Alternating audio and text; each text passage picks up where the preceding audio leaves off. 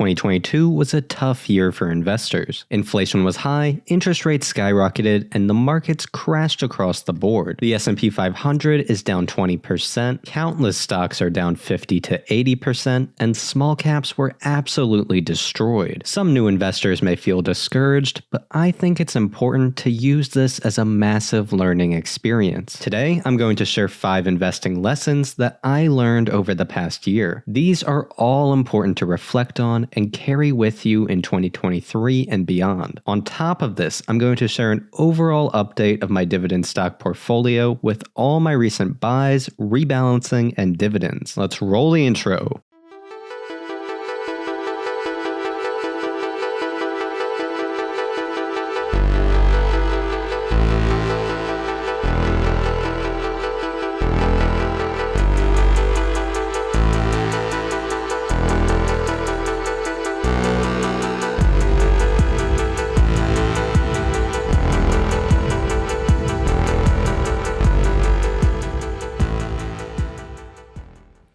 My name is Zach, and you should leave a like and subscribe to the channel if you enjoyed the video. Every month, I analyze the progress of my long-term dividend growth stock portfolio. These videos help hold me accountable and force reflection on my investing strategy. Hopefully, they provide value and motivation for others as well. If you want to track your portfolio and dividends just like me, then sign up and become a member of my website, dividenddata.com. This platform is a research tool developed by me for like-minded investors. You can manually upload your account or automatically import it from supported US brokerages. From there, you can get various insights that I'll show throughout the video. For example, you can get real-time breaking dividend news curated by the stocks you own. Additionally, there are calculators for stock valuation, future projection models, and an in-depth stock research tool. Personally, I love the research tool and I'm looking forward to revamping it with even more features. All of this will keep getting better over time. If you want to support the channel and ensure I make more videos and create better software tools, becoming a member at dividenddata.com is the best way. It's $10 a month or discounted over 15% at $100 annually. There is a 30-day money-back guarantee, so no risk in trying it out. Your support really is appreciated and makes all this possible. Now let's dive into my portfolio. My current value sits at $106,675. With $93,490 initial dollars invested, this puts my total return at 14.1%. That's not too bad after an ugly year like 2022. This figure includes the impact of reinvested dividends, which is a huge part of the dividend investing strategy. Now, before I get into the details, some of you repeat viewers with a keen eye may have already noticed some big changes. I have continued to rebalance my portfolio, selling out of 4 stocks, redeploying that capital into companies I view as a better long-term value. So what did I sell? I sold completely out of Federal Realty, ticker symbol FRT, netting me $4,537.25.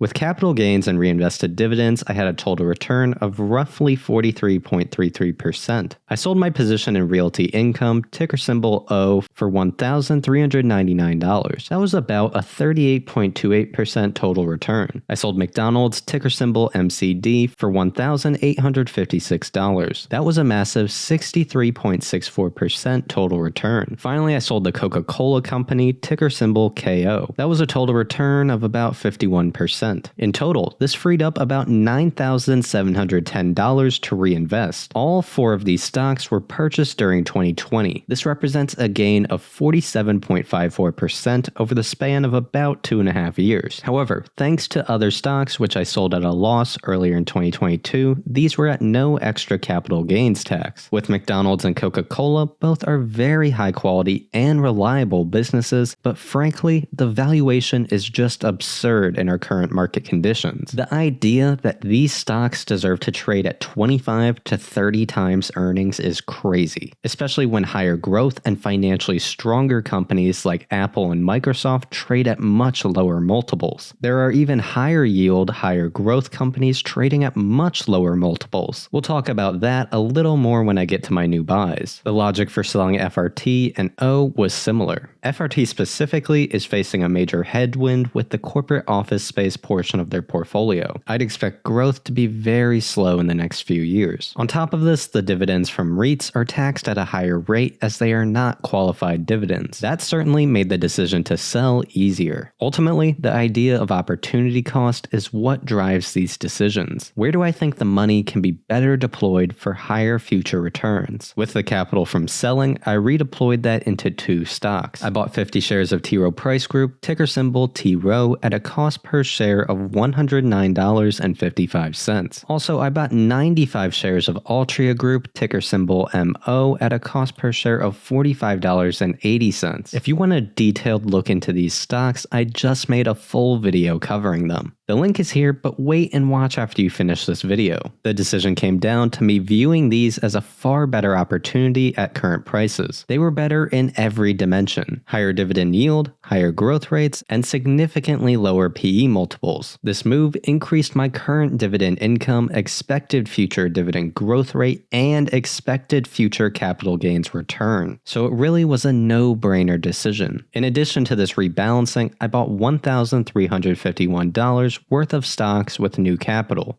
This included 4 more shares of Microsoft, ticker symbol MSFT, at a cost per share of $231.62. 2 more shares of Apple, ticker symbol AAPL, at a cost per share of $127.43. And 2 more shares of Intel, ticker symbol INTC, at a cost per share of $25.77. Microsoft and Apple are the 2 strongest companies in the world. Microsoft has extremely reliable subscription revenue with clear paths to sustainable growth. Apple is the most valuable consumer brand with the best hardware and a growing high-margin services business. Both have wide economic moats and are trading at a very fair valuation. I will continue to dollar cost average into Apple and Microsoft as they stay at these levels or hit new lows. I haven't even mentioned one of the best parts of dividend investing, the dividends. In December, I earned $400 in dividends, all of which I reinvested into buying new shares. This is cash into my portfolio reinvested to increase my ownership stakes, increasing my future dividend income, and so on. That is the dividend snowball effect at work. This can be best seen in some of my higher yield stocks. For example, with ExxonMobil, I've earned 18.74 shares just from reinvesting dividends. This is a 1.21% increase to my dividend yield compared to me not reinvesting dividends. With my new purchases of Altria and T. Rowe, I'd expect my dividend snowball effect to really get rolling over the next few years. Altria is now my largest dividend payer with over $1.1 thousand in annual dividend income. I'm planning to reinvest all of that into new shares, increasing my future income, allowing me to buy even more future shares, etc. You throw dividend growth into that and boom, you have a powerful dividend snowball. Currently, my overall portfolio sits at 13 total stocks. By total value, it's Microsoft, ExxonMobil, Altria, Disney, T. Rowe Price, Intel, Apple, Texas Instruments, Kroger, PepsiCo, Chevron, Visa, and EPD. The diversification of my portfolio is heavily weighted towards technology at about 40%. This is followed by energy, consumer defensive, financial services, and communication services. Over the following year, my portfolio is projected to generate $3,337 in annual dividend income. That is $834 quarterly, $278 monthly, $9.14 daily, and 38 cents hourly. With only 13 stocks, my income has become heavily lopsided between the months. For example, this January, I will only receive dividends from PepsiCo and Altria. In February, I will only receive dividends from Apple, EPD, and Texas Instruments. March is my heavy month with dividends from Kroger, Visa, Intel, Microsoft, ExxonMobil, Chevron, and T. Rowe Price. Here you can see the diversification of that income. Obviously, my higher yield stocks make up the largest chunk of my dividend income. Here is my full dividend history. Since starting my account, I've earned $7,536 in total dividends. In 2021, I earned $2,731. In 2022, I earned $3,297. In 2023, I'm projected to surpass my 2022 dividend income without changing anything. However, things will change. I'll continue to regularly invest new money, reinvest my earned dividends, and see dividend growth from my existing holdings. I think realistically, I could could earn around $4,000 in dividends during 2023. On this history tab, you can see all the different stocks I've earned dividends from. With how much my portfolio has changed, this is like the dividend graveyard at this point. I've gone from 58 stocks that have paid me dividends to my current total of 13 stocks. Most of these changes have been part of a constant learning experience. Speaking of learning, let's get to the topic of the day: 5 investing lessons that I learned over the past year. Lesson 1 is don't chase businesses who are losing money or have a large portion of their business losing money while in a bull market. The reasoning for this is that as soon as market sentiment shifts, it is guaranteed to be punished. We all know the quote, "A rising tide lifts all boats." That very much applies to the stock market. When money is available and flowing, investors are willing to put up with a lot. They are willing to accept burning money with the hope it results in growth and future profitability. When times are tough, that all changes. Warren Buffett has an addendum to that quote. Only when the tide goes out do you discover who's been swimming naked. This is so true. Businesses who are burning money are swimming naked. There are no profits and nothing to reward shareholders. Just a dwindling cash position, debt, and the need to raise more money. Thankfully, I had limited exposure to those companies due to my preference for high cash flow, reliable dividend stocks. However, I was not immune. One big example I was exposed to was Disney. In fiscal 2022, their direct-to-consumer streaming service lost $4 billion. In the latest quarter, it lost just under $1.5 billion. That is terrible. It's unacceptable in this current market condition. Yes, top-line subscriber and revenue growth has been good, but that doesn't pay the bills. Until these services stop losing money and turn profitable, Disney stock will be in for a tough ride. Luckily, the company has long stated that these will be peak losses and that they are aiming for profitability in fiscal 2024. Recent price hikes and advertising tiers have not yet been reflected in current earnings. I'd expect 2023 to be the year of minimizing losses and 2024 to be the year of becoming profitable. This is why I have not sold Disney stock, as I see a clear path to future profitability. I like that future Disney business. It's just going to be a really ugly ride to get there. That said, I wish I was more disciplined and could be a buyer at the current prices instead of having chased it in the 2021 bull market. That was a mistake. Disney is just one example. Another high-profile example is Meta. They have been spending on Oculus to massive amounts at the same time as their ad business is seeing a recessionary decline. Capital expenditures have more than doubled year over year. In 2021 Q3, Meta was spending $4.3 billion in capital expenditures. As of 2022 Q3, that has ramped up to $9.3 billion. This is crazy. At the same time, operating cash flow has fallen from $14 billion to $9.6 billion. When you look at this, it's quite obvious why the stock is down so much. Another example I covered and am invested in is Intel. The company is doubling capital expenditures to build out new fabs. It's a massive expansion plan. At the same time, their business has slowed down dramatically. The past 2 quarters, they've posted negative $6 billion in free cash flow each. It's crazy. However, at least with Intel, I've bought my position in the bear market after they've already seen a large decline. It's definitely still in a dangerous position though. There are countless examples of stocks getting destroyed for losing money. This is happening most notably in the small cap space and with tech stocks who have come from the growth at all cost venture capital mindset. Companies like Twilio, which are great, have seen their stocks down over 80%. And sadly, it makes sense. Lesson 1, don't chase money-losing businesses in a bull market. When conditions change, the stocks will come down. At that point, you can invest in the company at a much more fair price if you believe they can still be a long-term winner. Lesson 2, interest rates are gravity to the stock market. When interest rates rise, they increase the risk-free rate. This changes everything about how to value a business as we live in a world of opportunity cost. In 2022, we witnessed the Fed funds rate increase to nearly 4.5%. This is the highest rate in decades. What this means is that the yield for government bonds and risk-free rate of returns will increase. That makes higher risk forms of return like stocks slightly less attractive by the principle of opportunity cost. In stock valuation, this means the discount rate is increasing. This pushed down the valuation and profit multiple investors are willing to pay for stocks. In the following clip, Warren Buffett explains the importance of interest rates for investors. I mean, interest rates are like gravity in valuations. I mean, if interest rates are nothing, values can be almost infinite. If interest rates are extremely high, that's a huge gravitational pull on values. And we had that in the early 1980s. In 1982 or 3, when the long government bond got to 15%, a company that was earning 15% on equity was worth no more than book value under those circumstances, because you could buy a 30-year strip of bonds and guarantee yourself for 15% a year. And a business that earned 12% was a subpar business then.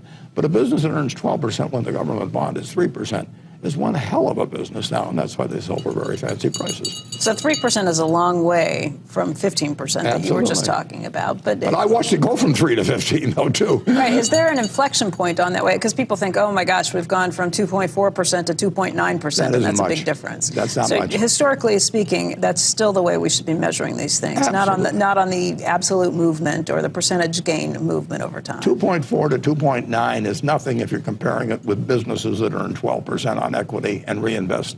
And the S&P, you can just look at the figures for decades, has earned on tangible equity. It's earned a lot more than that, and it translates into higher prices, and it should. It is gravity. I mean, if you told me interest rates were going to be 15% next year on long bonds, there's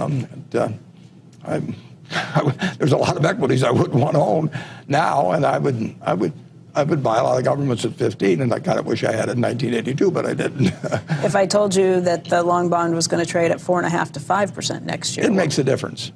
But it's been idiotic to own long bonds during the last. I talk about this in the report in terms of it's just been idiotic. 2022 is a clear process of watching this principle play out in the real world. Interest rates have risen to where they are actually meaningful again. Now it's nowhere close to those 1980 numbers Buffett mentioned. It's not likely it gets anywhere close to that. However, this increase in interest rates certainly makes stocks slightly less attractive by comparison, especially with all the uncertainty in the current economic environment. Lesson 3. Don't be afraid to sell stocks or rebalance your portfolio. This comes down to the idea of opportunity cost. You don't have unlimited money. Your capital is limited. So by staying invested in one stock, you are actively deciding to stay in that stock over putting that money in another potential opportunity. When I say that, this does not mean to become a trader or focus on short-term performance. There are capital gains tax implications which are best to avoid. Also, a short-term mindset can take away your focus from long-term business fundamentals. These changes should not be made on what you think will do better over 1 week, 1 month, 1 year, etc. You should always be thinking with a long-term mindset. That's where the money is made. Focus on the long-term valuation and growth. However, it's important to acknowledge that things change. An individual company may do worse than expectations. The economic environment may have changed, and your set of opportunities will change. Additionally, you'll continue learning more and more over time. This may lead you to reevaluate your previous investment decisions. All of this is a natural part of evolving as an investor. There is nothing wrong with selling a stock.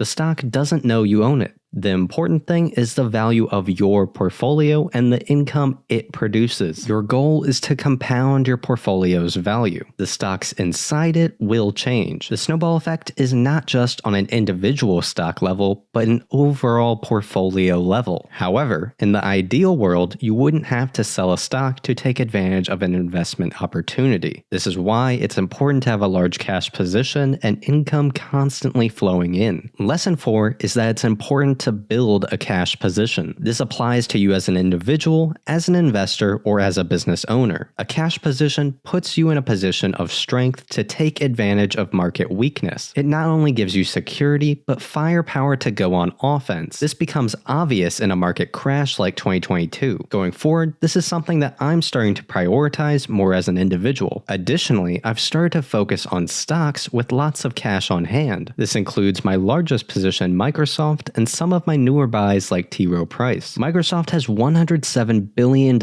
in cash on hand and negative $46 billion in net debt. Microsoft is in a position of offense. They can invest to gain market share and acquire businesses like their planned acquisition of Activision Blizzard. T. Rowe Price, a much smaller and different business, has $2.3 billion in cash on hand and negative $2 billion in net debt. This puts you in a position to reward shareholders even when market conditions are rough. Lesson 5 is to avoid high debt. This is obvious on a personal level, but also applies to investing in corporations. At low rates, some forget the negative cycles debt can cause. Eventually, you always have to service the debt. A business consistently reliant on new debt will be forced to pay higher interest as rates go up. High debt payments will limit the ability of a company to invest in future growth and reward shareholders. It makes you play defense instead of offense. This year, I sold out of AT&T, Warner Bros. Discovery, and Walgreens Boots Alliance. A portion of this decision for all three companies was the high debt. With AT&T, they have $150 billion in debt. The telecom business is highly competitive, requiring massive capital investment to stay at the top of the line. They will likely fund that with more debt. That's what they've done historically. It seems like they will always be in this trap, and it's not obvious to me how they can grow beyond. These 5 investing lessons are part of my continuous learning process. I hope you found some value in this self-reflection. All of this is just my opinion, so be sure to do your own research before making any investment decisions. Thank you for watching Dividend Data. You can sign up for dividenddata.com to track your portfolio just like me and join a Discord community of like-minded investors. Also, you can access the research tool I used throughout the video. Follow me on Twitter for real-time dividend news and all my buys coming in. Thanks for watching.